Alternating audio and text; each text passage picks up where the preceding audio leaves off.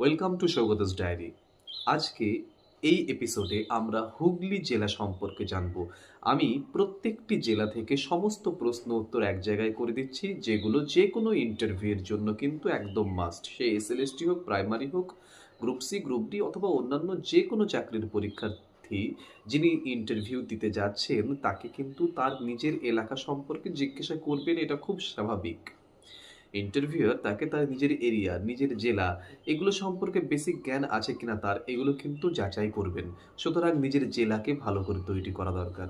আজকে হুগলি জেলা, আপনারা এগুলোকে নোট ডাউন করতে পারেন। যদি মনে করেন পিডিএফ কালেক্ট করবেন, এই নম্বর থেকে আপনারা পিডিএফও কালেক্ট করে নিতে পারেন। শুরু করছি। হুগলি জেলা। হুগলি জেলার নামকরণ হলো কিভাবে? হুগলি নদীর তীরবর্তী অঞ্চল হওয়ায় জেলার নাম হয়েছে হুগলি, অর্থাৎ নদীর নাম থেকেই জেলার নামকরণটি করা হয়েছে। পরবর্তী প্রশ্ন, হুগলি জেলার সদর দপ্তর কোথায়? চুঁচুড়া হুগলি জেলার সদর দপ্তর। হুগলি জেলার কয়টি মহকুমা রয়েছে? হুগলি জেলায় মহকুমার সংখ্যা হচ্ছে 4টি: চুঁচুড়া, চন্দননগর, শ্রীরামপুর এবং আরামবাগ। হুগলি জেলার প্রধান নদী কোনটি? হুগলি নদীই হচ্ছে হুগলি জেলার প্রধান নদী। পরবর্তী প্রশ্ন, হুগলি জেলার অর্থনীতি কোন কোন শিল্পের উপরে বিশেষভাবে নির্ভরশীল? জুট শিল্প, পাটকল, হ্যান্ডলুম, চিনি শিল্প, কাগজ শিল্প, ইঞ্জিনিয়ারিং শিল্প এবং কৃষিভিত্তিক অর্থনীতি এখানে খুব গুরুত্বপূর্ণ। পরবর্তী প্রশ্ন, হুগলি জেলায় উল্লেখযোগ্য কৃষিজ উপাদান কি কি? কৃষিজ উৎপাদন আর কি কি কি? ধান, আলু, পাট, শাকসবজি, ফুল চাষ, বিশেষ করে রজনীগন্ধা, গোলাপ। হুগলি জেলার ঐতিহাসিক স্থান কোনটি? শ্রীরামপুর, চন্দননগর, ব্যান্ডেল চার্চ, ফরাসি দিঘি, ইমামবাড়া এগুলো গুরুত্বপূর্ণ ঐতিহাসিক স্থান হুগলি জেলার। ব্যান্ডেল চার্চ কোন কারণে বিখ্যাত? এটি বাংলা তথা ভারতবর্ষের অন্যতম প্রাচীন খ্রিস্টান গির্জা। পর্তুগিজদের দ্বারা প্রতিষ্ঠিত এটি। চন্দননগর কেন বিশেষভাবে ঐতিহাসিকভাবে গুরুত্বপূর্ণ? কারণ চন্দননগর একসময় ফরাসিদের উপনিবেশ ছিল। চন্দননগর মিউজিয়াম, স্ট্র্যান্ড প্রমোদট, ফরাসি স্থাপত্য সবই কিন্তু খুব গুরুত্বপূর্ণ ঐতিহ্য। হুগলির উল্লেখযোগ্য শিক্ষা প্রতিষ্ঠান কোনটি? হুগলি মহসিন কলেজ, বাংলার অন্যতম প্রাচীন একটি কলেজ এখানকার। হুগলি জেলার উল্লেখযোগ্য উৎসব বা উল্লেখযোগ্য সংস্কৃতি কি? চন্দননগরের বিখ্যাত জগদ্ধাত্রী পুজো, ধর্মতলার রথযাত্রা, বটতলা মেলা এবং নদীভিত্তিক সংস্কৃতি উল্লেখযোগ্য এখানকার।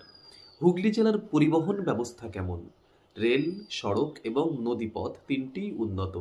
হুগলি জেলার গুরুত্বপূর্ণ নদীবন্দর কোনটি? শ্রীরামপুর এবং চন্দননগর একসময় বাণিজ্যিক নদীবন্দর হিসেবে খুব গুরুত্বপূর্ণ ছিল। পরবর্তী প্রশ্ন, হুগলি জেলার উল্লেখযোগ্য ব্যক্তিত্ব কারা? ভগবান রামকৃষ্ণ পরমহংসদেব কামারপুকুরের, রাধানাথ শিকদার, ব্যারিস্টার দেশবন্ধু, চিত্তরঞ্জন দাস সহ বহু বিশিষ্ট ব্যক্তি কিন্তু এখানকার সঙ্গে সম্পর্কযুক্ত। হুগলি জেলার জনজীবনের প্রধান বৈশিষ্ট্য কি? এখানকার মানুষ কৃষি, শিল্প, ছোট ব্যবসা, নদী ঘেঁষা জীবনযাপন এবং বৈচিত্র্যময় সংস্কৃতির জন্য পরিচিত।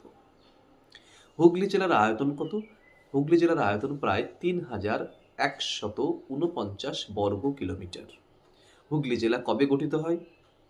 ১৯৭৫ সালে হুগলি জেলা গঠিত হয়। হুগলি নদীর অন্য নাম কি?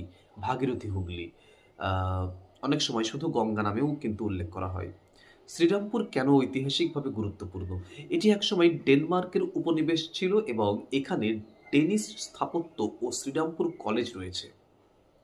শ্রীরামপুর কলেজ কোন সালে স্থাপিত হয়? ১৮১৮ সালে এটি প্রতিষ্ঠিত হয়। ভারতের অন্যতম প্রাচীন কলেজ এটি।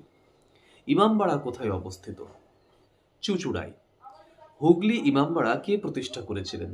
হাজী মোহাম্মদ মহসিন এবং তার বোন মানুজান বিবি এই নির্মাণ কাজের সঙ্গে যুক্ত ছিলেন। চন্দননগরের জগদ্ধাত্রী পুজো কেন বিখ্যাত? চমৎকার আলোকসজ্জার জন্য, চমৎকার শোভাযাত্রা এবং ঐতিহ্যের জন্য সমগ্র বাংলায় এক এবং অনন্য এই জগদ্ধাত্রী পুজো চন্দননগরের। হুগলি জেলার শিল্পাঞ্চল কোথায় বেশি? শ্রীরামপুর, উত্তরপাড়া, কোন্নগর, রিষড়া, কাশীপুর, ডানকুনি অঞ্চলে শিল্পের ঘনত্ব বেশি। হুগলি জেলার প্রধান রেলপথ কোনটি? হাওড়া বর্ধমান মেন লাইন এবং হাওড়া বর্ধমান কর্ড লাইন। ডানকুনি কেন গুরুত্বপূর্ণ? এটি একটি গুরুত্বপূর্ণ পরিবহন কেন্দ্র। NH2, NH6, Delhi road, Bardhaman road সবাইকেই কিন্তু সংযুক্ত করে। হুগলি জেলায় কোন কোন বিদেশি উপনিবেশ ছিল? পর্তুগিজ, ফরাসি, ডেনিস। পর্তুগিজ ব্যান্ডেল, ফরাসি চন্দননগর, ডেনিস শ্রীরামপুর। ব্যান্ডেল শব্দের অর্থ কী? পর্তুগিজ শব্দ ব্যান্ডার থেকে এসেছে।